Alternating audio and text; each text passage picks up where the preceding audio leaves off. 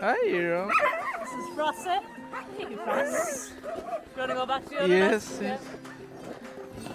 So here we have Galton. This is Timon, he's very sweet. Here we have Hedda, who's a little shy. She's only a year and a half. And then we have Frippe here. He's a little goofy. Hi. Hello. And this is Fanny here. Chanel is really shy, but very sweet when you get to know her. Uh-huh. And then here we have Nix and Aki. Really good dogs. And then here we have Gile, who is our oldest dog here today. He's Okay. 12. Oh. And then Okay. Phoebe is the fat one here. Okay.